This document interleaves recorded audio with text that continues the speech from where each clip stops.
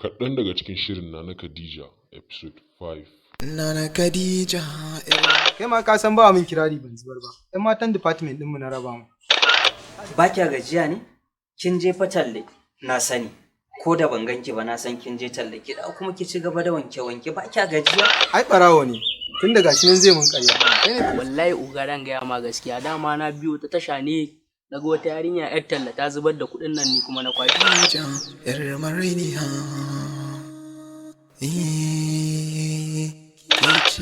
Ke ni fa totally ma ban ga mai yadda da ke ba don haka ki tashi ki bar nan gurin.